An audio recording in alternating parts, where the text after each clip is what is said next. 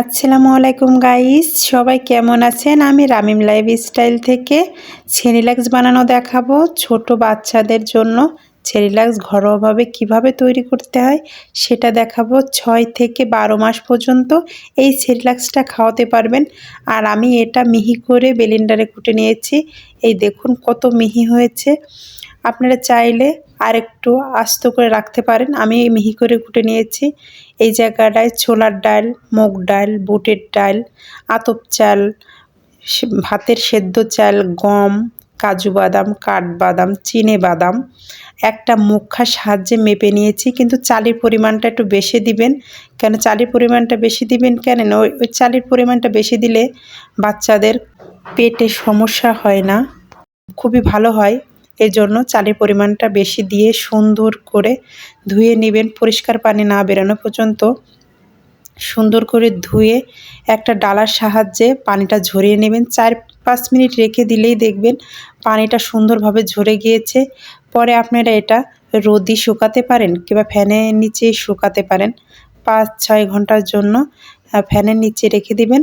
আমি রোদ আছে এর জন্য রোদে শুকাচ্ছি। রোদে শুকালে খুব ভালো হয়, এর জন্য আমি রোদে শুকিয়ে নিচ্ছি।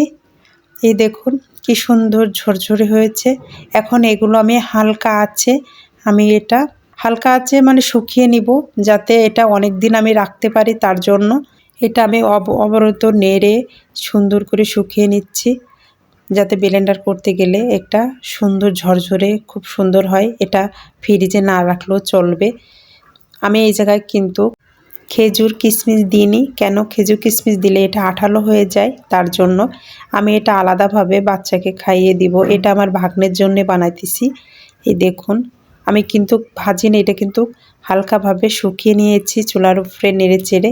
এখন এগুলো আমি সুন্দর করে ব্লেন্ডার করে নিব। এই দেখুন কত ঝরঝরে হয়েছে। এটা আপনারা ফ্রিজে রাখতেও পারেন কিংবা বয়মে ভরে এমনিও সংরক্ষণ করতে পারেন।